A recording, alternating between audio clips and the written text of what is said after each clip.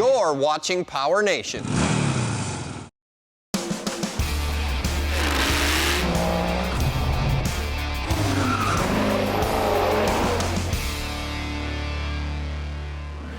Welcome to PowerNation Builds.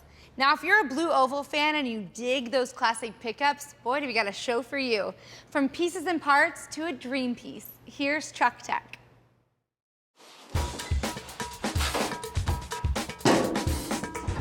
Now, if you think us scoring this great old pickup truck is a once-in-a-lifetime opportunity, well, you can think again, because the sad truth is, for every project that you see at a car show or on the road or at an autocross, the truth is there probably are 5 that are in this shape, that have been started, installed, or heck, maybe even it takes 2 to 3 to 5 years to finish a project. So there's a lot of stuff that's in garages, not on the road, and just waiting either to be finished or to be passed on, like Alan did to us, to a new set of owners, possibly with a new set of goals. However, you can take advantage of stuff that people have already done and the money they have already spent and save yourself time, money, and effort, and still have your own truck.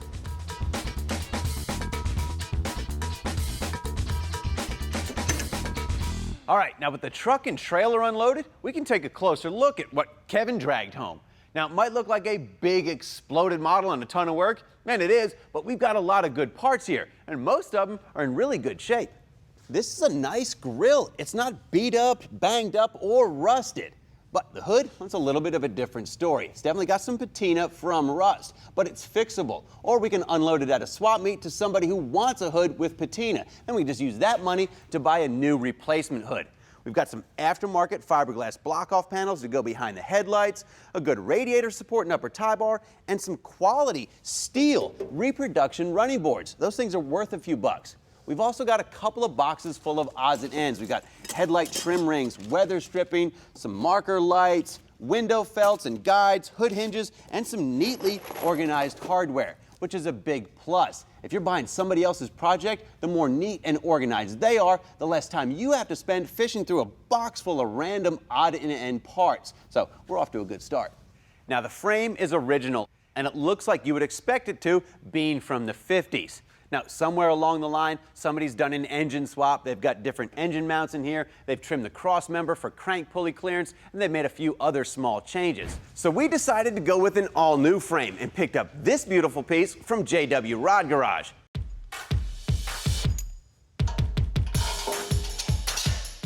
Now, none of these parts are painted or powder coated. That's because we're going to wait till we have the thing fully assembled, all plumbed, and brackets welded on, and then send it out for powder coat or paint.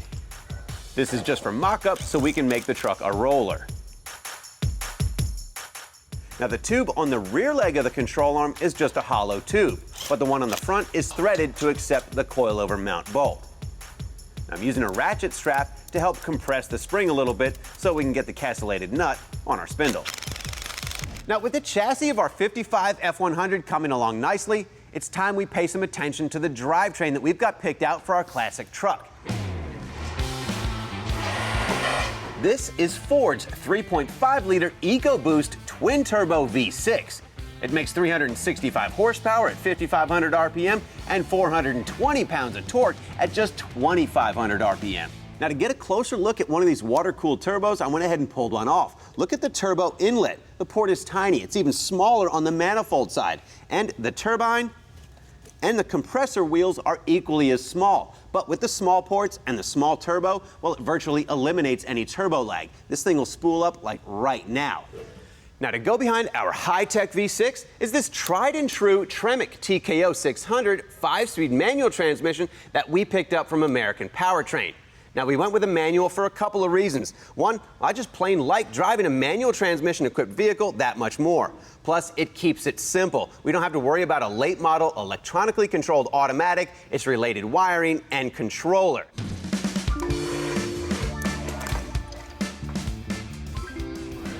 Coming up, now that the resto has begun, where is it going to end up?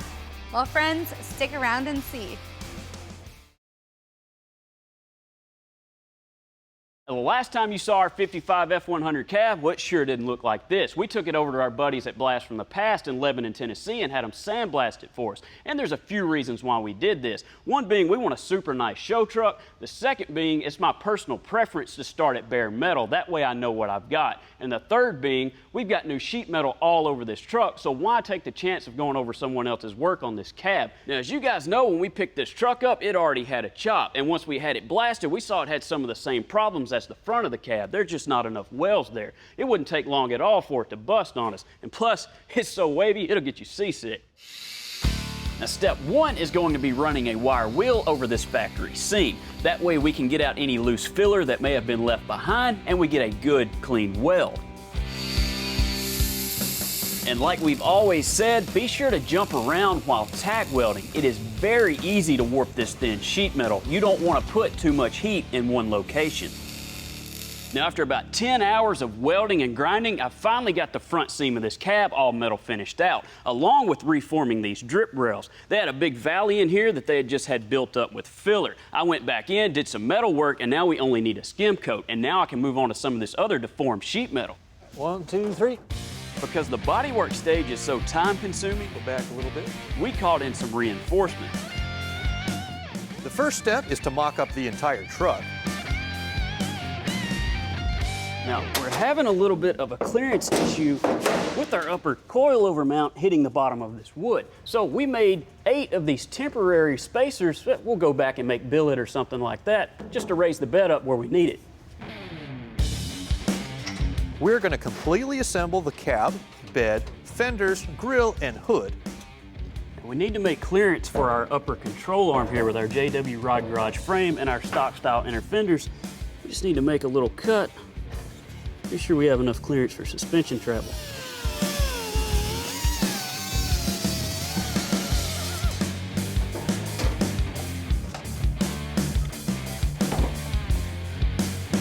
Is the other one in? Yeah, see if we can get it in there. Now, fitment probably isn't going to happen right off the first try. It does take a little time and practice to get your gaps just right and get the hood exactly where you want it.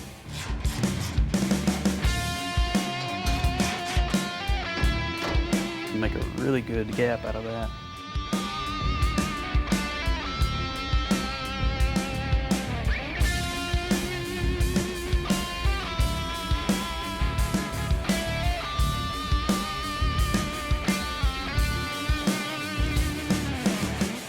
This is my vision for what I see this truck looking like. We have white for our main overall color, charcoal for the design on the hood, and we have orange for the pinstripe to go around that design with little accents here and there.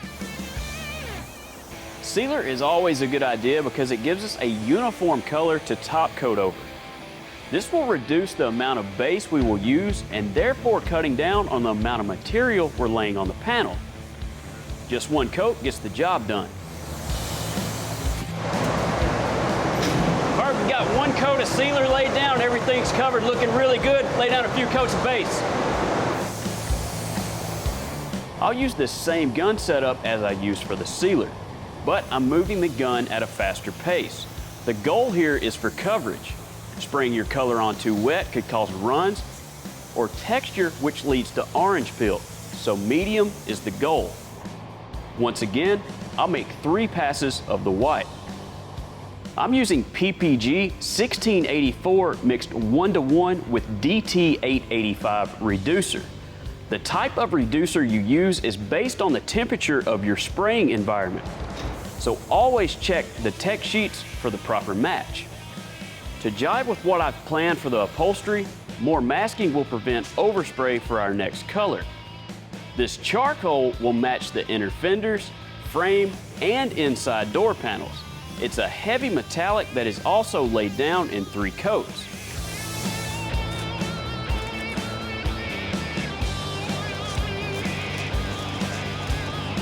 All right, we've got all of our base laid down. We've got the dash and charcoal. Everything's looking really cool. Now we can lay down 3 coats of PPG's 2021.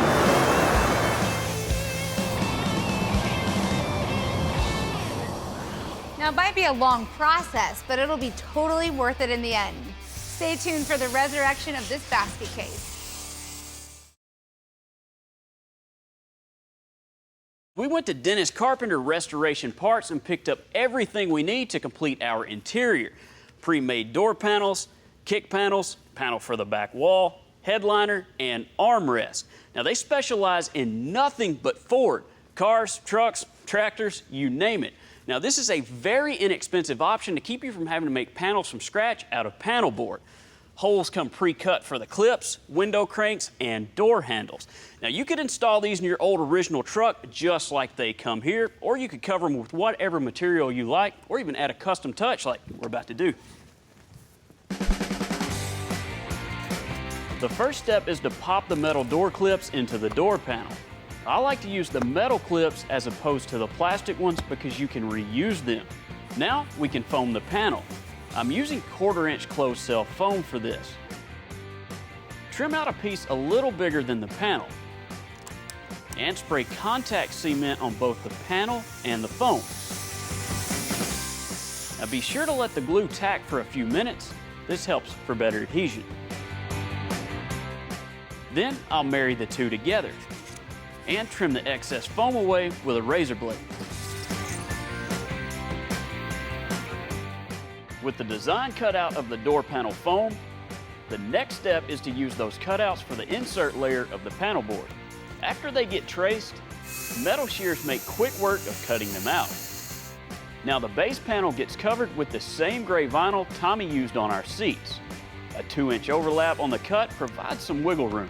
The best way to do this is glue 1/2 at a time. If you tried to glue the entire piece on at once, there's a good chance you'll run into alignment problems. Using the handle of your scissors or a rounded trim tool, I'll force the material down tight where our inserts go. Now I can flip it over and start wrapping the vinyl around the panel. There's a technique I always use when covering around a square corner. It's kind of a trade secret the pros usually keep to themselves, so if you want, go ahead and take notes. To make your corners wrinkle-free, wrap one side up to the corner. Then, about an 1/8 inch from the turn, make a cut in the shape of half a wine glass. Fold it over and cut the other half of the wine glass. Then peel it over and staple it down. Now your edges will wrap perfectly every time, wrinkle-free. Cool, that looks really good. Oh, making progress. The kick panels were made with the same process as the door panels.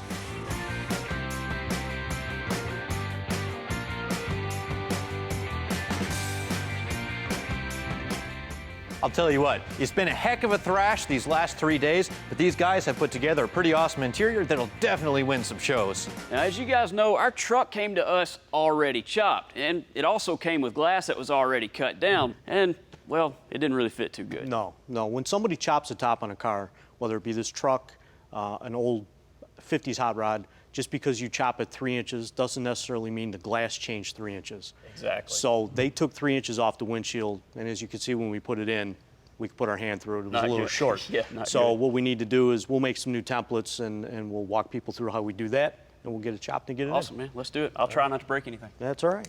We start by putting the poster board or cardboard on the outside of the pinch weld of the truck. We'll draw with a marker around the inside of the pinch weld. We then add to the template for the pinch weld where the glass is going to rest. In this case, it ended up being 1/4 of an inch. So we added 1/4 of an inch to our daylight size. We trimmed out the pattern.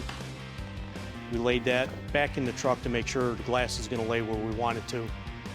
After we're done and we have that set the way we want, we transfer it to the glass. We lay our line on the glass and we're ready to cut. Good to go. Now that we have the final piece off the glass, we're going to start with our finishing process. The finishing process of glass is exactly like the finishing process of painting a car. It starts at 40 grit and goes all the way up to 600 grit, and you can even polish it with cork at the end. The piece is test fit one last time, and then the gasket is installed around the pinch weld just to get it down to size. Remember, the 2-inch chop means a smaller seal around the smaller glass. Once it's cut, Brian will glue it back together, install it on the windshield, and thread in the windshield rope. Then the whole thing is installed from the outside in. You got it, man. It's in. Awesome. Looks good. Up next, how did we end up here? It's showtime for this custom one-off. Let the bidding begin.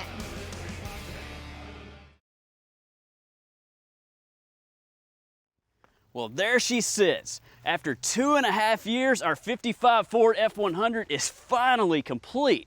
Now, just as we've turned her last nut and bolt, she's going away today.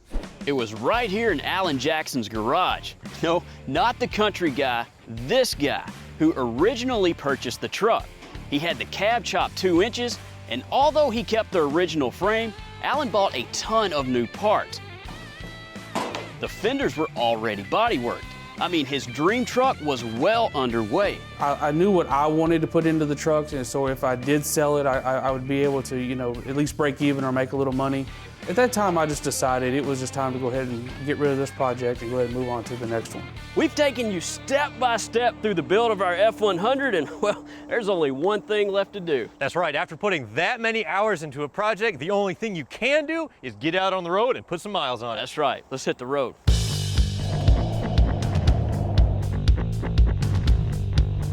Oh, yeah. Oh, man. You know, normally I don't like the sound of a V6, but when you put 2 turbos on the side of it, It's not bad. no, not at all.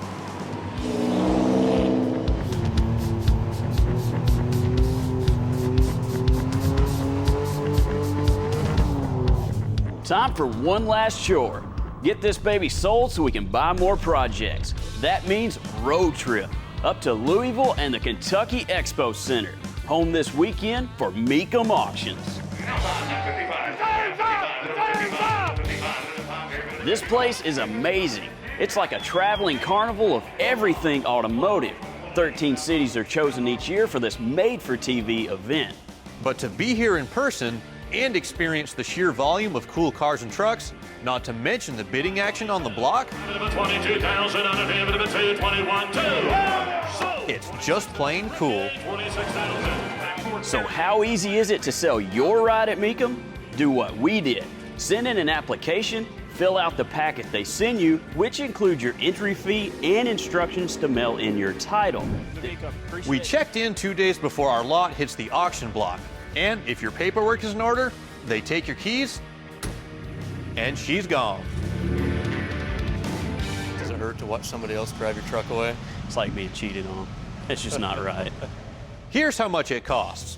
Buyers pay a 10% commission. Sellers, or consigners as they call you, pay 10% if you set a reserve. But sell at no reserve and that commission drops to 5%.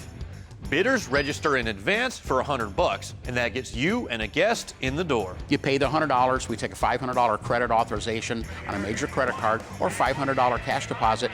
You pay with a check when you buy the car, you take the car home with you. We hold the titles for 3 weeks waiting for all the checks to clear. Simple as that. Now, this is actually our last chance. We talked about whether or not to go with a reserve on this truck, and I think we're leaning to no reserve. What do you think? I think at no reserve, it's less expensive for us to sell the truck. Plus, at no reserve, it may pique a little interest with the bidders. They may start bidding and, hey, may not stop. Hey, that means more money for new projects, right? Exactly. Well, there we go. No reserve. No reserve. I don't know what I'm thinking. 3, 2, 1, transition, and we're working. We are back in Louisville. Scott Hogue. It's showtime, and ours was put in a premiere lot. Mecum producers put me in the booth with announcers Scott Hogue and John Kramer. Well, I got to soak it all in from the floor. I'm nervous, man. This is the time. That is your handiwork, and it's about ready to cross the auction block here. Tell me what you're feeling right now as that thing gets ready. A lot of excitement. You know, a lot of buzz around the truck today, and it's been fantastic. This auction is absolutely amazing. But yeah, a lot of buzz today, so I'm excited to see what happens. This truck was a lot more than just building a truck on TV. It was a lot of late nights and a lot of weekends, so there's a lot of effort that's went into this truck, and I'm absolutely pleased with how it turned out. Oh, I've got butterflies in my stomach now. And here we go. Come on! The auctioneer starts high and lowers the opening bid until someone bites. They bid at $20,000, and from what we could tell, we had 5 bidders in on the action. 2 on the phone and 3 on the floor.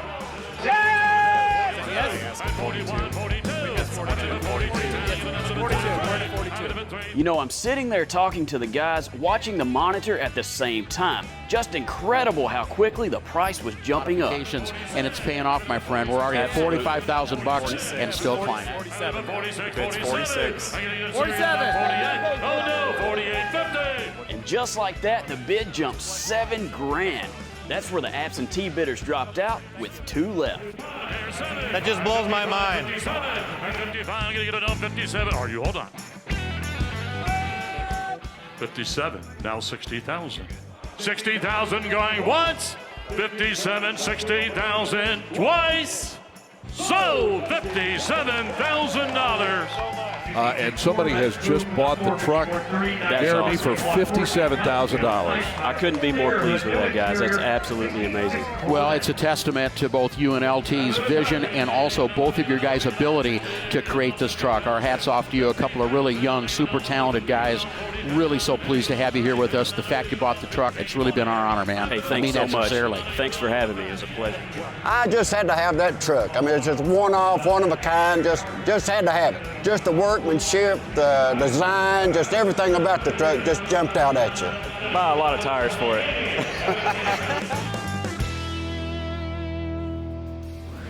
Isn't Project Basket Case such a dream machine? And to see what happened when you dream, I sure hope that we inspired you. Remember, you can catch all of our other great projects right here on PowerNation Builds.